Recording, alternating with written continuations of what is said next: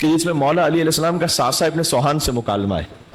ساسا ابن سوہان وہ ہیں کہ تقریباً وہ آخری صحابیوں میں سے جنہوں نے مولا علی سے گفتگو کی ہے وقت آخر، جب مولا علی علیہ السلام زخمی تھے.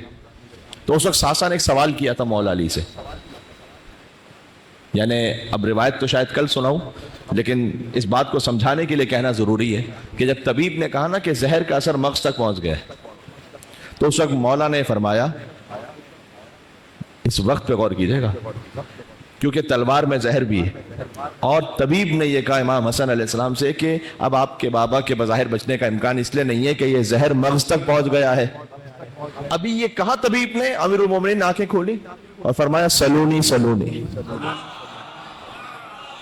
کیا وہ موقع ہے قبل ان تفقدونی، پوچھ لو قبل اس کے کہ علی کو کھو دو.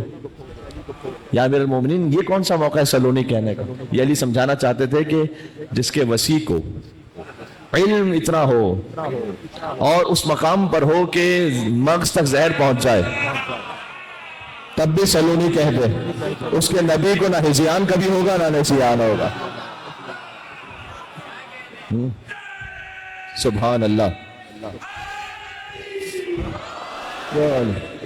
اس وقت ساسا ابن سوہان نے پوچھا یا امیر المومنین انت افضل ام آدم، آپ افضل ہیں یا آدم؟ یہ مولا علی سے پوچھا گیا. جو میڈیا پہ سوال پہلے ہوا تھا ایک زمانے میں کہ علی علیہ السلام انبیاء سے افضل ہیں یعنی، اور میں اس پہ بات بھی کر چکا ہوں کہ علی کے 11ویں فرزند وہ ہیں جو حضرت عیسیٰ کے امام ہوں گے.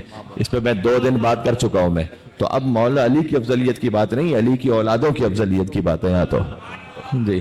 تو اس وقت مولا علی علیہ السلام سے پوچھا انہوں نے انت افضل ام آدم، امام نے جواب دیا انا افضل. پھر قرآن سے دلیل دی انت افضل ام نوح، انت افضل ام ابراہیم، انت افضل ام موسیٰ.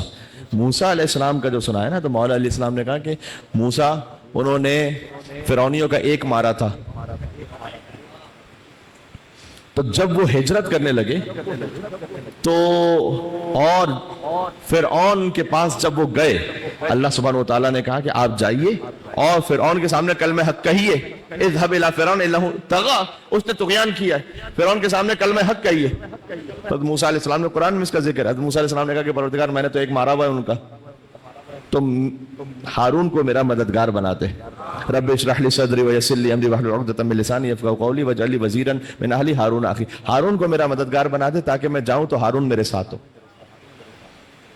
مولا نے کہا کہ میں موسیٰ سے افضل اس لیے ہوں کہ موسیٰ نے ایک مارا تھا فرعونیوں کا، اور میں نے مشرکوں کا کوئی گھر چھوڑا نہیں تھا. جہاں بدر میں، احد میں، خیبر میں، خندق میں انہیں نہ مارا ہوں. اور جب رسول اللہ نے کہا کہ سورہ توبہ لے کر جائیے، بات یہاں سے شروع ہوئی، سورہ برات لے کے جائیے، تو میں جا رہا تھا مشرکوں میں نے رسول اللہ سے نہیں کہا کہ رسول اللہ کسی کو ساتھ بھیج دیں جو میرا مددگار ہو. تنہا گئے علی، پہنچے مکہ میں، سارے مشرک کا اللہ کا کلام وحی پروردگار نازل ہوئی ہے. کیا؟ سورہ برات کو پڑھنا شروع کیا. اللہ اس کا رسول بیزار ہے تم مشرکین سے. اچھا یہ وہی پڑھ سکتا ہے جس نے کبھی زندگی میں خود نہ کبھی شرک کیا ہو، نہ کہ جس کے خاندان نے کبھی برہنہ طواف کیا ہو.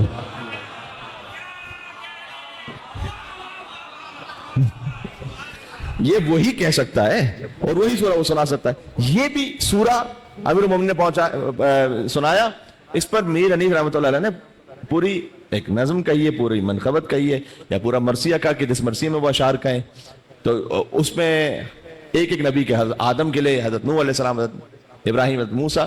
تو مولا علی علیہ السلام جو کہہ رہے ہیں نا کہ میں نے جا کر وہاں تنہا اس کو پہنچایا، تو امیر انیس رحمۃ اللہ انہوں نے بیت لکھی ہے. کل ہو سکتا ہے کہ میں آپ کو تمام اشعار سناؤں، لیکن وہ بیت انہوں نے لکھی ہے کہ سورہ پڑھا براعت کا اس عز و شان سے. علی کہہ رہے ہیں سورہ میں نے جو پڑھا ہے، سورہ پڑھا براعت کا اس عز و شان سے کہ آتی تھی مرحبا کی صدا آسمان سے.